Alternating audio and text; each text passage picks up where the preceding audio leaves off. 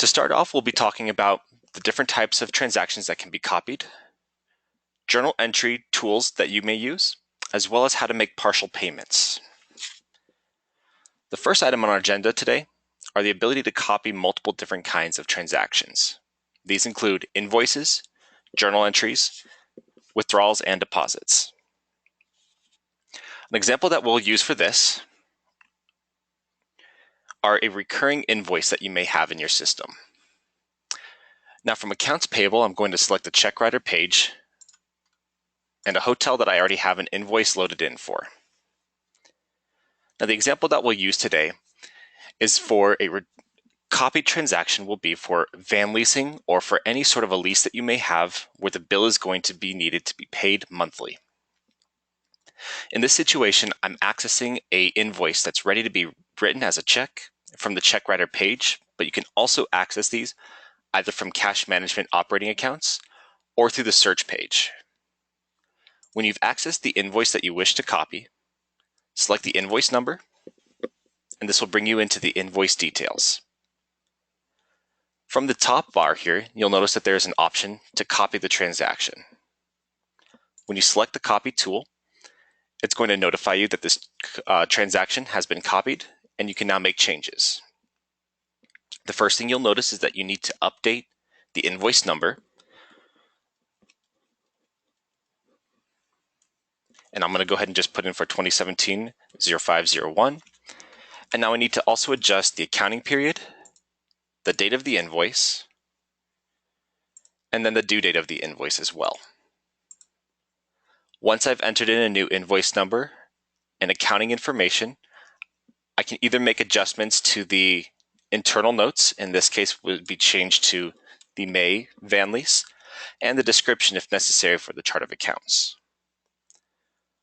Once I've updated each of the fields, I can now choose Save and Close, and this will create that copied invoice.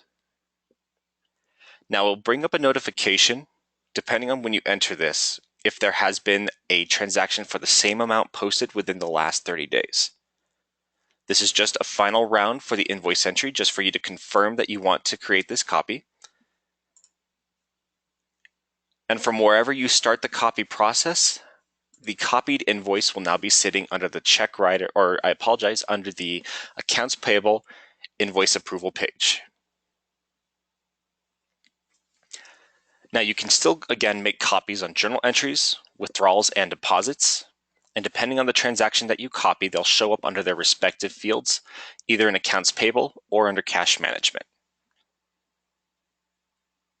Now the next item that we have to cover on our agenda are the journal entries.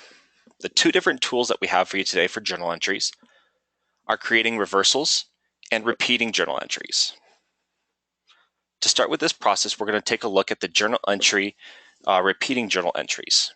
So from cash management, select operating accounts.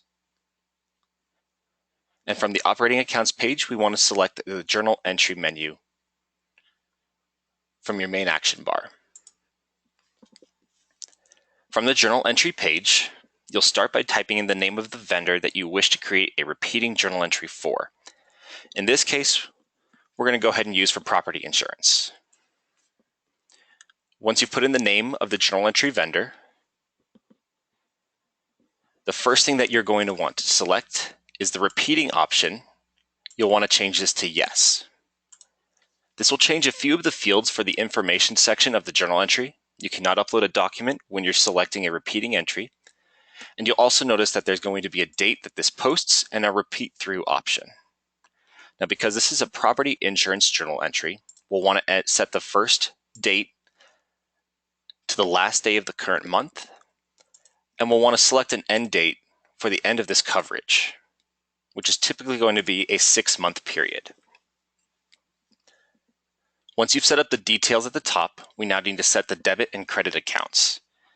Since we're doing for property insurance, we're going to set up a debit account for our insurance expense,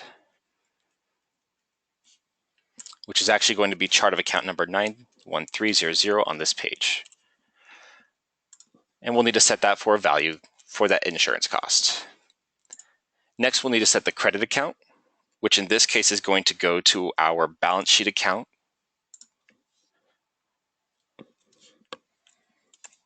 and set it for the offset amount of $1,000. Once I've entered in the debit and credit amounts and I've set the date of the recurring entry and the repeat through, I can hit Save and Close. This journal entry will now be created, and once that first date has passed, the repeating transaction will show under your journal entries and also in your repeating journal entries page. Now in here, what you'll notice is we have the 5/31 transaction, which will occur at the end of this month, and it's also going to let us know the repeat through date. If at any time you need to make an adjustment to an existing repeating journal entry, simply select any part of the line and it'll bring up the transaction detail. To the right, you can select Update, and this will take you back into that journal entry where you can either edit the date range, delete this transaction, or create a copy of this repeating journal entry. Now, a question that I was just asked is related to the date of the journal entry itself. When you set up a repeating journal entry, the date, if posted on the 31st of the month, will automatically reduce itself to the 30th or to the last day of the next month for each period that passes by. So if for some reason you do choose to post this on the 31st, and then the next month ends on the 30th, it will automatically adjust its date to post that on the 30th. The same will go for a February month where you may have less days, and it will always then increase itself back to the last day of the month or to the post date itself. Now, the next item that we have for the journal entries is the ability to do a reversal for the journal entry. Now, there are two different ways to set up a journal entry reversal. One is during the creation of the journal entry itself, and two is for any journal entry you've already created that was supposed to be reversed, but the setup was not completed during the creation process. So to start, we'll go ahead and use a utility accrual for this example.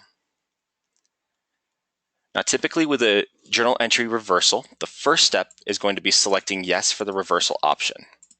This is going to bring up the date of the original journal entry, and it's also going to show you the reversal date for it as well. To start, we're going to put in the last day of the month for the accounting period, and then the first day of the month for the next accounting period. Now, because we're doing a utility accrual, we'll want to set up a couple chart of accounts for this. The first one we'll go ahead and do is for gas, and then we'll also do for electric. Now we've put in the total cost for the debit account, and now we need to set this credit account, which in this case is going to be for the utility accrued expenses.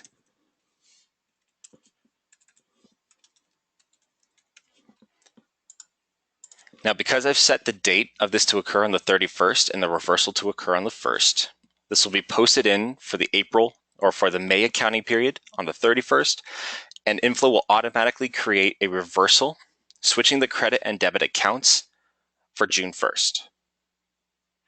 Now, when I choose to save and close this transaction, if you are creating this for a future time, it will notify you that the dates for this journal entry are set in the future. If this is correct, hit OK, and the reversal journal entry has now been created. Now, as I mentioned before, if you have a journal entry that was created that needs to be reversed, but it was not set up as so during the creation, you can select that existing journal entry, and the upper options next to the copy feature, you'll see the option to create a reversal. Clicking on reverse is going to create a duplicate journal entry where the debit and credit accounts have now been switched. You can now change the date for when this was supposed to occur and the accounting period. You can now either cancel this reversal if this was done on accident, or choose Save and Close to save the changes and create that new journal entry reversal.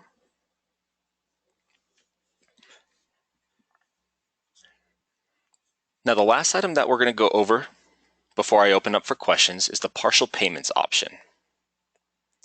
Now, your partial payments can be applied to any invoice that is either on the approval page or the check writer page. And a great example to use for this is in the case of a renovation construction project. Now, your vendor may require you to put a down payment before they'll begin the work. In this situation, from either the check writer or the approval page, you'll have a column to the far right labeled partial payment and a clickable option just below corresponding to each invoice that's been created. When you select that partial payment icon, it's going to bring up the invoice number and the total amount. You can now specify the amount difference that you wish to pay. In this case, what I'm going to do is for $20,000 and hit save. What this will do is split up the original invoice into a part 1 and part 2, and you'll see that the total invoice amount has been split between the amount that we specified and then the remaining value. At this point, you can select the transaction that you're ready to create as a check and process it through the normal check writing feature. One thing to notice as well with the invoice itself, once you have applied a split, any chart of accounts that were involved in that actual invoice are now going to be split between their corresponding values. It'll take the first parts of the chart of accounts in their full value, and once it reaches the max, it's going to split between the next chart of account on the list. So with the part 1 of this invoice, it's taking the 5,000 chart of account split for air conditioning, the 10,000 for building maintenance, and the first 5,000 for the contract labor maintenance. The second part of this invoice has the remaining values for that labor contract and any other chart of accounts associated. So you'll see the remaining 45,000 and then 5,000 for maintenance tools and equipment listed.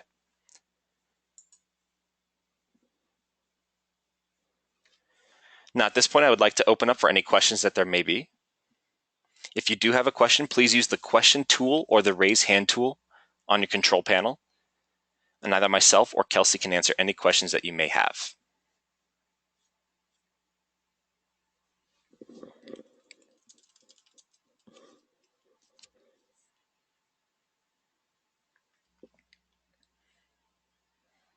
Now, one question that just came up with a journal entry reversal, and I'm going to hop back over to that page.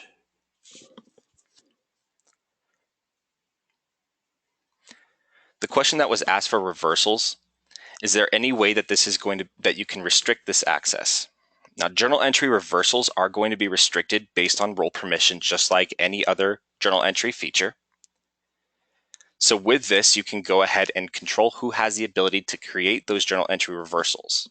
Also, you can only create a journal entry reversal for an accounting period that has not been closed. So if you have any journal entries that were supposed to be reversed and you've already closed those accounting periods, you would need to reopen in order to be able to make those changes. Also, for editing any journal entry that you have that's been set up as a repeating journal entry, you would select the journal entry tab. And along the top option here, you'll have that option for view repeating transactions. When you select this, it'll bring up again those journal entries that exist currently. Select the journal entry you wish to edit, choose update, and you can now change the fields of information here for the date, the repeat through, and the debit and credit accounts.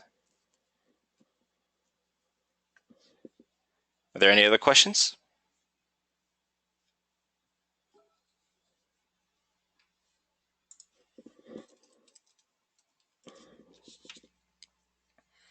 If there are no other questions, you are free to go. Thank you for joining us today.